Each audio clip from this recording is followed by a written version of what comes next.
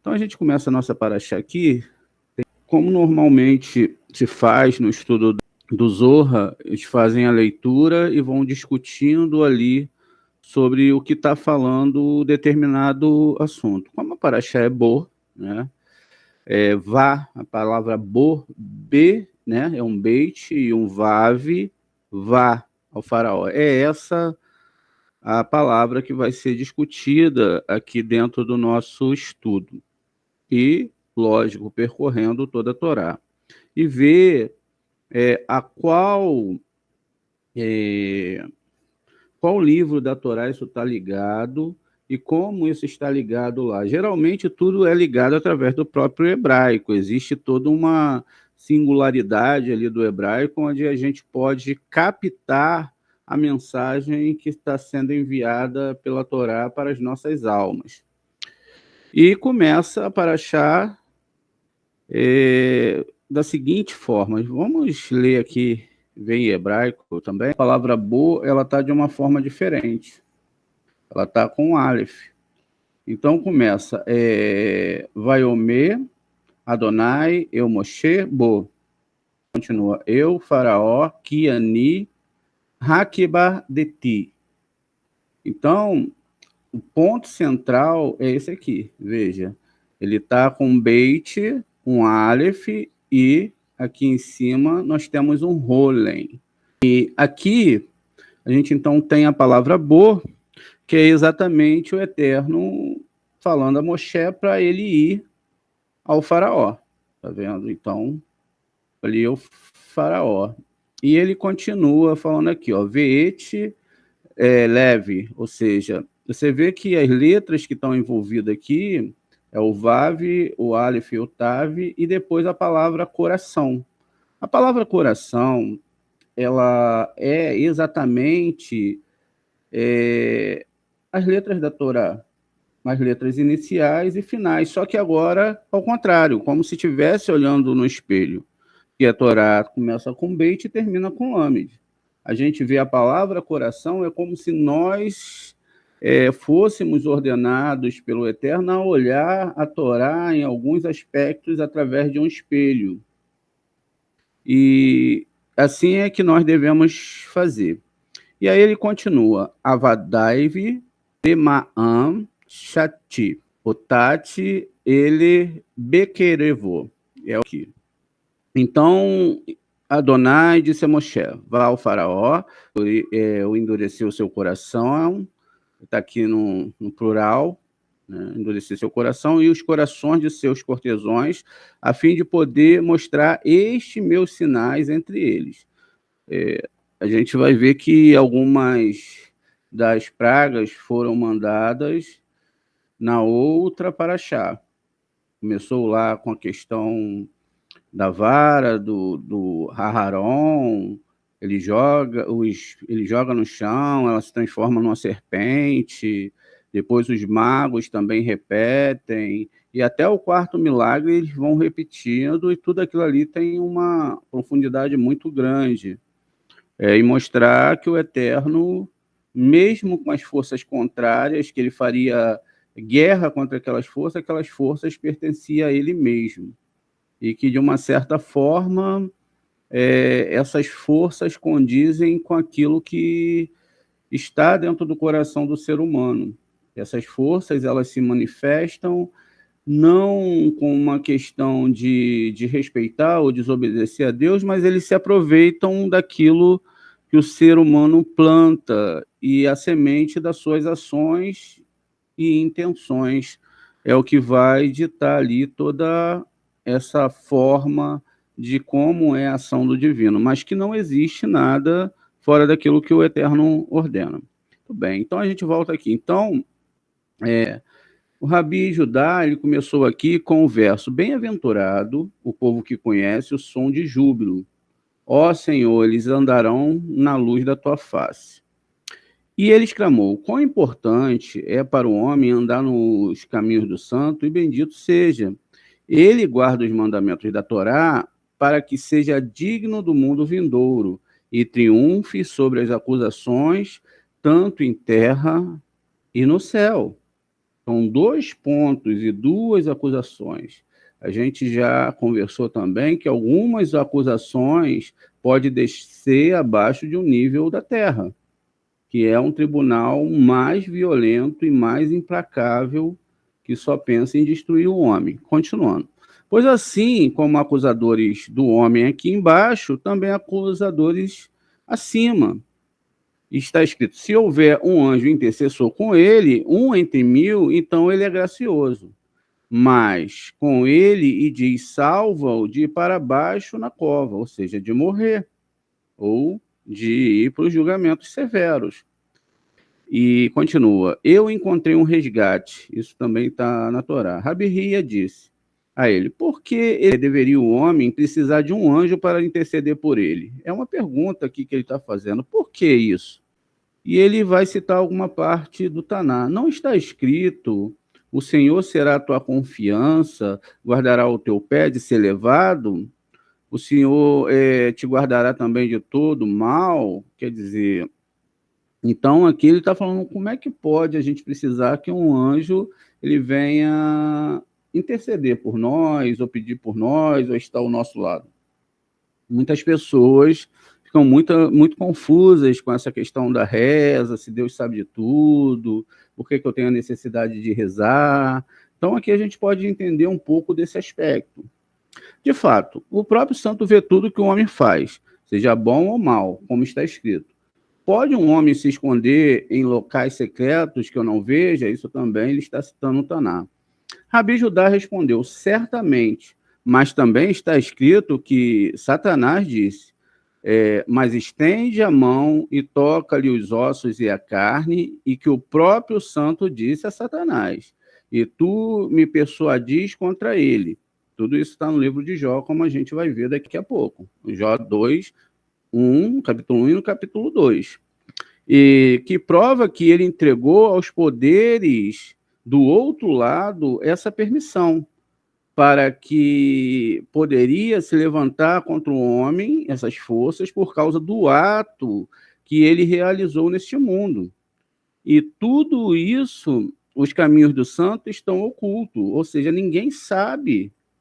E está além do meu poder segui-los, pois estes são estatutos do santo, que os homens não devem examinar muito de perto.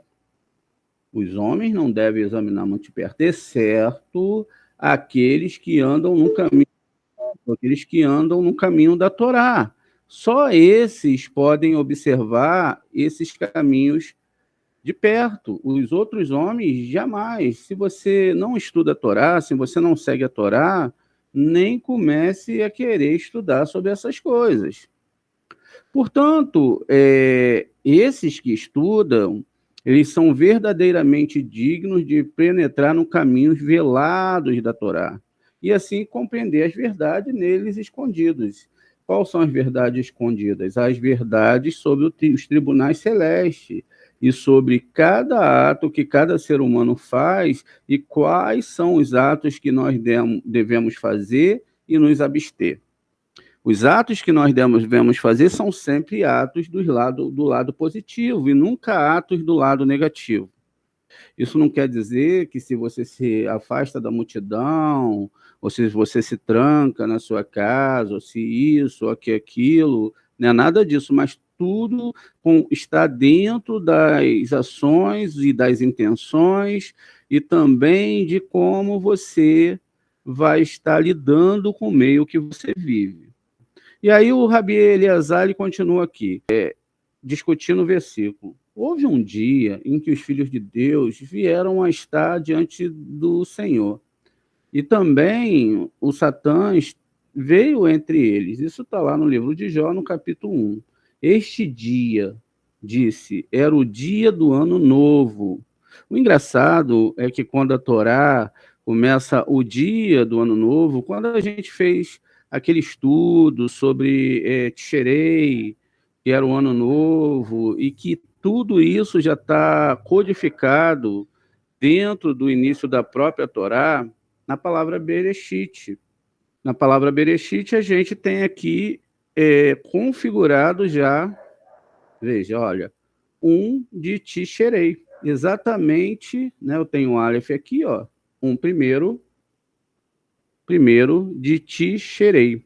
Quer dizer, eu tenho já codificado aqui o ano novo do calendário da Torá, que é o calendário judaico. Então, primeiro de Tisherei foi o mesmo dia que o anjo negativo ele foi perante o Eterno para acusar Jó, exatamente nesse dia que é o dia onde a Torá começa, que era o ano novo, ou Rosh Hashanah, como nós chamamos, no qual o santo juiz do mundo vai julgar a terra. Os filhos de Deus são seres superiores designados para monitorar as ações da humanidade, tanto os positivos quanto os negativos. Vamos ler mais uma vez. Os filhos de Deus são os seres superiores designados para monitorar a ação da humanidade. Aí ele diz aqui, a expressão perante ao Eterno é paralelo ao versículo: todos os exércitos estão ao seu lado, à sua direita e à sua esquerda. Isso quer dizer que todas as forças que existem envolvidas nesse julgamento, elas não podem se mover para a esquerda ou para a direita, mas elas têm que se manter dentro daquele mundo espiritual, dentro daquela lógica pela qual ela foi criada, e que não existe nenhum anjo que entrou em guerra com o Eterno e que mantém briga com ele, ou que vai discutir com ele, ou que vai arrazoar com ele, ou que vai fazer algo que ele mesmo deseja sem primeiro ter tido uma autorização dentro desse tribunal celeste. Agora continua aqui. Mas neste versículo tem um significado mais especial. Manifesta o amor do Senhor Santo para Israel, pois os mensageiros designados para vigiar a obra dos homens vagam pelo mundo, reunindo os atos de todas as criaturas, para que no dia do ano novo, o dia do juízo, eles possam estar diante do Senhor com o seu fardo de acusações. Só que não são julgados só os seres humanos, todas as criaturas, tudo que é vivo, tudo que é descrito ali no Bereshit, que tinha fôlego, morreu, porque tudo é julgado. Os seres são julgados, cada um mediante a vontade do Eterno. Então, tudo que acontece, ainda as coisas boas, quando os seres nascem, adentram nesse mundo, e assim também quando eles partem, vem tudo da mão de um único Deus. Não existe outro além dele. Todos os poderes e todas as forças vêm somente dele. E aí continua. E de todos os povos da terra, há apenas um, Israel, cujas obras eles examinam com cuidado e detalhe. Então, para eles examinar o povo de Israel é muito importante, eles têm que fazer com cuidado e detalhe, porque são um reino de pessoas santas, pessoas tzadikim e tzadiquetes, justos e justas, que estão estudando a Torá para retificação das suas almas. O estudo da Torá não é para ficar rico, o estudo da Torá não é para ser curado, não é para nada disso, é para retificação das almas. Se no caminho o Eterno deseja tirar alguém de algum aperto ou algum sentido assim, é algo particular dele. Lembrando que os justos, que eram homens justíssimos, eles se arrependiam quando estavam em algum aperto e tinham que recorrer aos poderes divinos para vencer esses apertos que eles estavam passando. Porque eles sabiam que cada milagre que era feito seria cobrado uma moeda espiritual. Por isso, muitas pessoas que fazem milagres, dizem fazer isso e aquilo, quando chegarem do outro lado, estarão com uma dívida imensa no banco espiritual, porque vai ser dada a ela a pergunta: como você fez isso? por que você fez isso?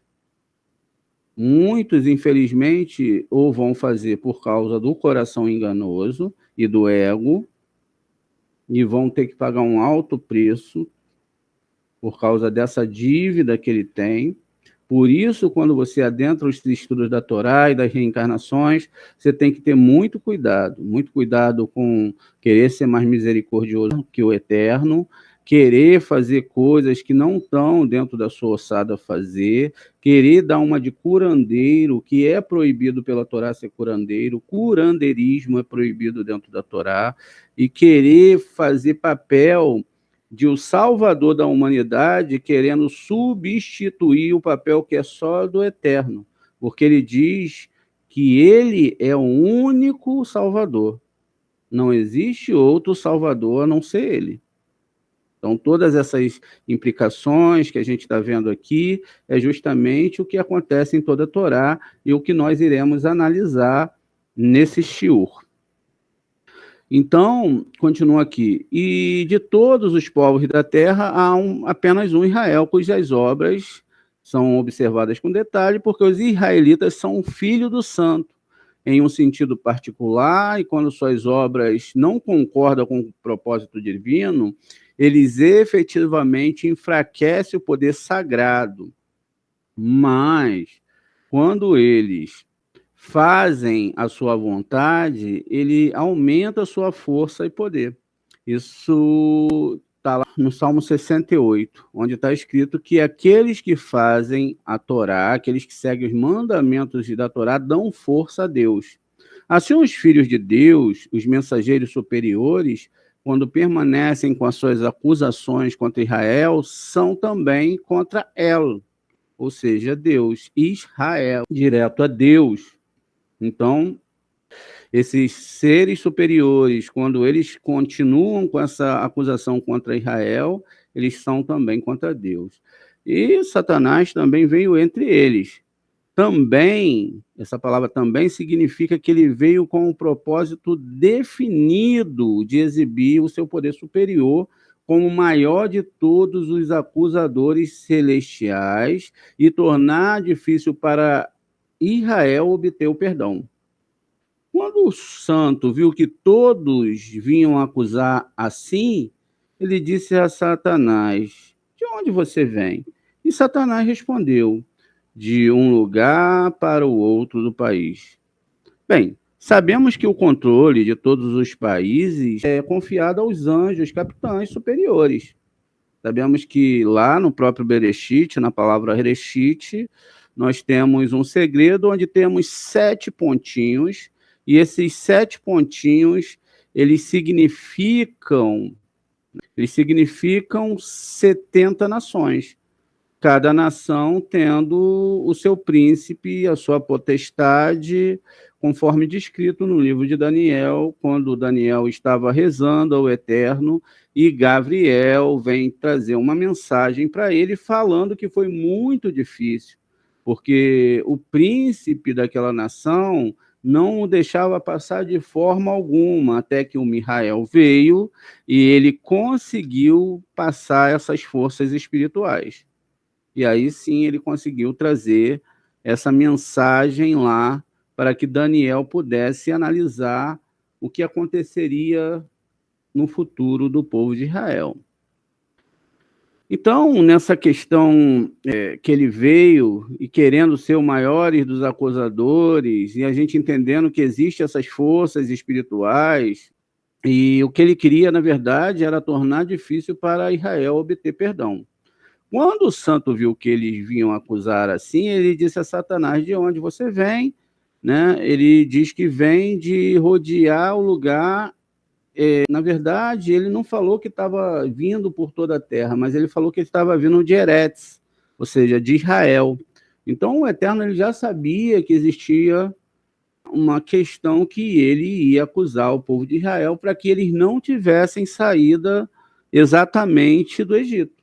Então a coisa ia ficar muito complicada. E aí o que aconteceu? Com isso, quando ele diz o país, Eretz, e Deus sabe que ele ia fazer essa acusação contra Israel, Então Deus faz uma pergunta para ele: você notou o meu servo Jó, que não há ninguém como ele na terra, com o fim de distraí-lo para outro assunto, para outro caminho que não fosse o povo de Israel. E ao fazê-lo, deixar Israel só para ele, como um pastor que atira um cordeiro a um lobo para salvar o resto do rebanho. Então Satanás deixou Israel e voltou a sua atenção para Jó, dizendo: será que Jó teme a Deus em vão? Retire o seu cuidado providencial. Então veja que o seu medo de reverenciá-lo valerão. Observe qual é a hora de quando ele vai ter necessidade de algo, se o senhor não suborna com algumas coisas, enfim. E aí o que acontece? O Eterno, ele deixou que as acusações do Satã entrassem contra Jó. Só que a gente vai entender tudo isso de uma forma bem profunda. Quando tudo isso acontece, né, esses representantes do outro lado, eles cessam de atacar a sua vítima original. Ou seja, eles foram atacar Jó, e aí então aquele ataque que ia ser feito contra Israel não dava, porque eles estavam num lado atacando outra pessoa. E essa é a razão pela oferta da cabra na lua nova, no dia da expiação, que é Yom Kippur, pois o Satã lida com eles e deixa Israel sozinho. Agora chegou a hora do outro lado receber o que é devido de toda a semente de Abraão, porque Satanás tinha uma acusação contra Abraão por ter trazido um animal para o sacrifício no lugar de Isaque, o que é uma transação ilegal, pois se diz, ele não alterará um animal destinado ao sacrifício, nem o mudará. Isso é Levítico 27:10. Então está escrito lá que quando um animal é separado para ser sacrificado ao Eterno, ele não pode ser usado para outra coisa a não ser isso. Então, essa é um ponto que não pode ser mudado de forma nenhuma. E quando Abraham ele vai oferecer o Itzarraque e ele não sacrifica o Itzarraque, então o tribunal celeste ele levanta uma acusação. Ué, não está escrito na Torá que alguém que está condenado a passar por um corban não pode sair daquele lugar? E por que Itzarraque saiu? Qual é o corban agora que vai substituí-lo? Então, essa questão era uma questão muito profunda dentro da linguagem daquilo que está sendo ligado aqui dentro do assunto de corban. Lógico que a gente sabe que tudo é metafórico, mas a questão envolvida aqui é essa realmente sobre o que tinha que oferecer o Eterno e por que essa substituição aconteceu.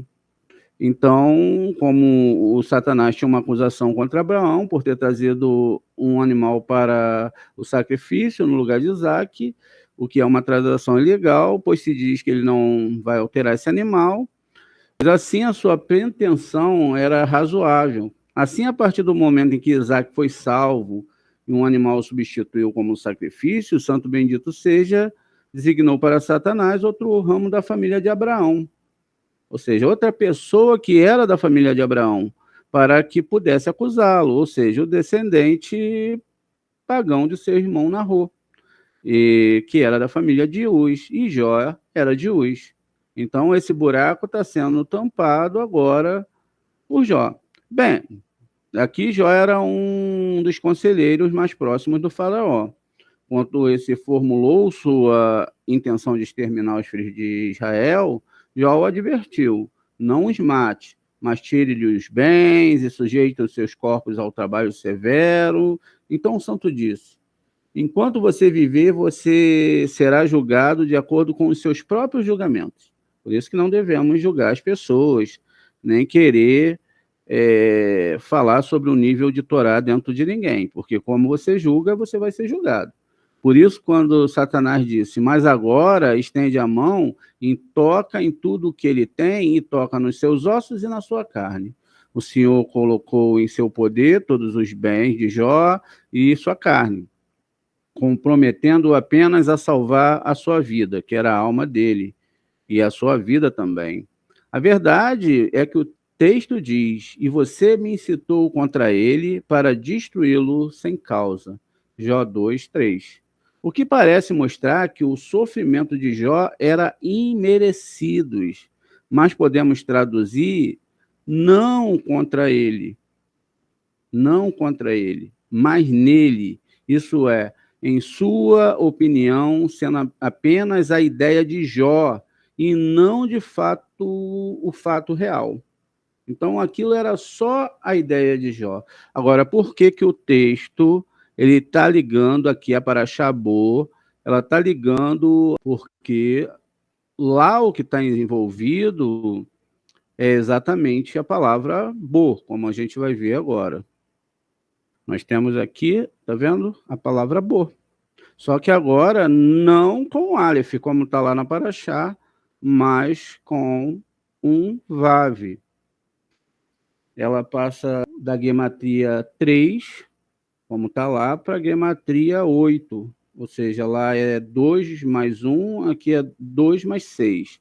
Mas o sentido é o mesmo. O que está sendo trazido aqui para vocês é a mesma coisa.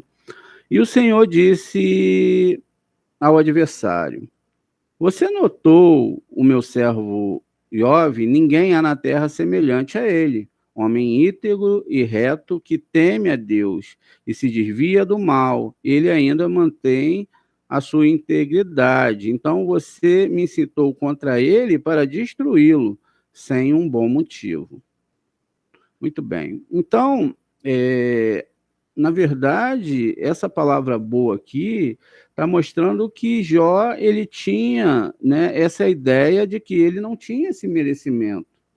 E aí o Rabi Ava, ele vai trazer uma ideia, dizendo, tudo isso está correto, até certo ponto, mas fomos ensinados que o Satã, o velho, mas tolo rei, que está em Eclesiastes 4:13, tem o direito de acusar apenas os indivíduos, não a humanidade como um todo. Então, certos indivíduos podem ser julgados e não a humanidade toda de uma vez só.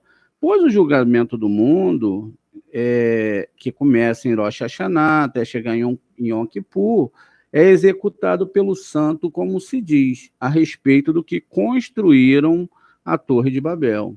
E o Senhor desceu para ver. Vamos lá, no Gênesis 11:5. Desceu, Yod-He Vav-He, desceu para ver a cidade e a torre que a humanidade havia construído. Mais uma vez aqui, então o Eterno mais uma vez desce, e aqui, ó, nós temos, né, 2 fragmentos da palavra boa. Como o Eterno desceu, nós temos o Num aqui no meio, e aqui na ponta nós temos a palavra, mais uma vez, envolvida, essa palavra boa, é uma palavra de julgamento. Moshe vá, o Eterno desceu para ver a Torre de Babel, ele foi até Jó, e vamos continuar, então, aqui, vendo outras partes onde surge esse julgamento. Também em relação a Sodoma e Gomorra, ele diz, agora irei descer e ver. Gênesis 18:21. Vamos olhar lá também. Gênesis 18, que mais uma vez, descerei para ver se eles têm agido de acordo com o clamor que chegou até a mim, e vou fazer e tomarei nota disso, julgarei eles segundo o que eles estão fazendo, para ver se realmente tudo que chega, o que está sendo falado, é isso mesmo. Quer dizer, tudo que o Eterno vai fazer vai ter um julgamento certinho. A questão de que ele veio, de que ele apareceu, tudo isso é metafórico, é somente para que a gente tenha uma ideia que Eterno, ele está ali julgando exatamente a questão em si, e que tudo está passando pelo cunho daquilo que ele está falando. Uma vez, vamos seguindo aqui em frente. Porque o santo não se contentaria em condenar o mundo à perdição apenas pela força da palavra do lado negativo, que é o grande acusador e cujo único desejo é destruir o mundo. Ele foi criado para isso. Mas a verdade é que no ano de Rosh Hashanah há dois lados diante do Eterno.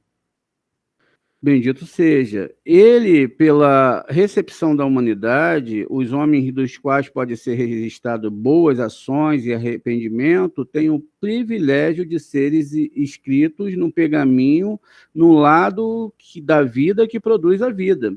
E quem estiver do lado deles é escrito para sempre.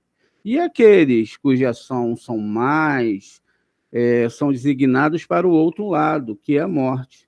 Mas, às vezes, acontece que o mundo está exatamente equilibrado entre os dois, ou seja, o bem e o mal está equilibrado. Então, se houver uma pessoa justa para fazer pender a balança, o mundo está salvo. Ou seja, se o mundo, as ações dos seres humanos estão equilibradas, e se vier um tzadik e puder vir mais para o lado direito, então o mundo está salvo, ele não vai ser destruído. Mas, se houver um vilão, uma pessoa muito ruim, por exemplo, uma pessoa como Hitler, o mundo inteiro está condenado à morte. E é justamente em tal condições estavam os assuntos do homem no tempo de Jó, quando o acusador se apresentou diante do Senhor, desejoso de denunciar o mundo.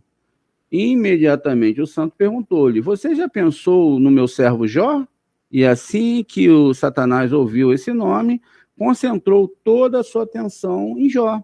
Por essa razão, nós somos ensinados que é ruim para alguém se isolar e se separar do corpo da comunidade, pois então alguém pode ser apontado e acusado no reino superior. Quer dizer, se você está num grupo de estudo de Torá, num grupo de estudo de Cabalá, quer dizer, você está ali no meio, e se tem pessoas justas, e se você está procurando ser justo, você está protegido pela justiça, o grau de justiça daquelas pessoas que estão ali em volta. É por isso que a mulher sunamita disse: eu resido entre o meu povo. Isso está em 2 Reis 4,13. Então, ela informou que ela estava entre o povo porque ela não queria ser julgada sozinha, significando que ela não desejava se separar da maioria. Tendo até então morado entre o povo e sendo conhecida como uma pessoa que fazia parte do seu povo. Ao invés disso, Jó era conhecido à parte de seu povo. Ele era separado, ele foi escolhido. E esta foi a oportunidade de Satanás, disse: Jó teme a Deus por nada. Outro lado, agora ele come seu pão, ele tem tudo de bom e do melhor. Remova e logo veremos que substância ele é feito e a quem se dobrará. Ao que o Senhor disse ao lado negativo, eis que tudo o que tem está nas suas mãos. Tudo. Assim, Satanás recebeu a permissão para perseguir Jó e mostrar que os seus motivos não eram realmente puros. Pois assim que foi posto à prova, abandonou o caminho reto e não permaneceu firme. Ele não pecou com seus lábios, lá em Jó 2,10, mas pecou em sua mente e depois também na sua linguagem. Mas ele não chegou a se prender ao outro lado. Como Satanás previu, suas provas duraram 12 meses, pois esse é o tempo concedido ao outro lado. Pois, segundo a tradição, os pecadores são julgados na guiena por 12 meses. E como Jó não se apegou ao outro lado, o Senhor abençoou os últimos estados de Jó mais do que o primeiro. Então, toda essa alegoria também está falando da pessoa que vai para o Guerrinom e fica lá por 12 meses. Lá ele é limpo e é provado. Jó, apesar de ter não feito as suas ações, ele pecou contra o Eterno com a sua boca e também com os seus pensamentos, pois aquilo que ele evitava com as suas ações não era evitado dentro dele com as suas perguntas, porque, de certo modo, ele viu que o que aconteceu com ele era um julgamento que era além daquele que ele merecia. O Rabi Simeão disse: o santo e bendito seja, ele não tentou Jó da mesma forma que ele tentou outro homem justo. Não é dito sobre ele como é dito sobre Abraão, que Deus tentou Abraão, levou seu único filho com as suas próprias mãos para ser sacrificado ao santo, mas Jó não deu nada a ele. Ele não foi realmente ordenado a fazer nada do tipo como Abraão fez, pois Deus sabia que ele não estaria à altura do teste de Abraão. Ele apenas o entregou ao acusador e o santo incitou Satanás por meio do atributo de justiça a testá-lo, como se diz: você considerou o meu servo Jó? Rabi Simeão disse: a respeito de Caim está escrito que ele trouxe um sacrifício nos últimos dias. Isso é Gênesis 4:8. E estabelecemos que esta expressão indica o outro lado, que é o lado de Abel. É dito que ele também trouxe as primícias do seu rebanho, do seu gado gordo. Gênesis 4:4. A expressão ele também sugere ao contrário de Caim.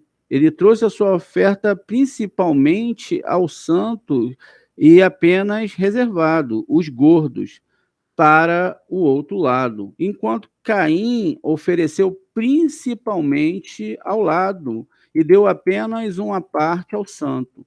E por isso seu sacrifício não foi aceito. Lemos sobre Jó que os seus filhos foram e comemoraram eles e enviaram e chamaram suas três irmãs para comer e beber com eles. Enquanto eles festejavam e se divertiam, o acusador estava diariamente presente no meio deles, mas não podia prevalecer contra eles, como está escrito: você não fez uma cerca ao redor deles e ao redor da casa deles? É a pergunta.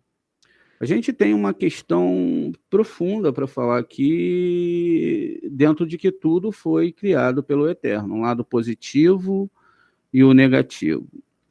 Então, dentro da Torá, eram feitos o sacrifício de 70 touros, 70 bois. Cada um desses bois eram oferecidos a esses príncipes das nações.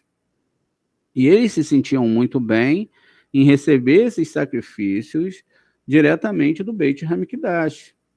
Isso mostra que, como o Beit HaMikdash era um templo especial e que mantinha um mundo espiritual controlado, toda a gordura que era tirada dos sacrifícios e que era proibido para o judeu comer era oferecida ao lado negativo. Por isso que existe um costume de toda vez que sobra comida no prato e etc., é costume do cabalista, daqueles que seguem esse tipo de cabalá, jogar aquele resto de comida para o lado negativo. Jamais ficar com aquele resto de comida para si. Por quê? Porque o mal vem, entra e pega o que é dele. Ele vai lá, pega o que é dele e pega o que não é dele também. Por isso foi que o erro de Caim aconteceu. Todas essas coisas são muito difíceis para as pessoas religiosas entenderem. Todas essas questões são profundas e que, quando é aquilo que pertence ao lado negativo, é deles. Não tem como você tirar aquilo que o Eterno ordenou que seja deles. Tanto é que o rei Davi fala que eles vinham de noite revirar as latas de lixos para buscar aquilo que era deles. Porque foi o que o Eterno quis e ordenou. Quando, então, a gente vai começar essa aula de novo, vai discutir o resto dessa questão, a gente entende agora que, quando se fala sobre essa questão do prepúcio, inclusive, quando o judeu faz essa circuncisão, ele pega essa partezinha da pele e joga para o lado negativo. Assim, juntamente com todo o seu ego, porque o ego pertence ao lado negativo. Você joga, não é seu. E você se destanca, você faz as coisas certas. E é assim que funciona. Gente, a gente volta já já com o resto dessa aula para a gente discutir mais um pouco sobre todos esses assuntos, entender um pouquinho mais do que aconteceu com Jó. Tá bom? Conta de novo. Shalom.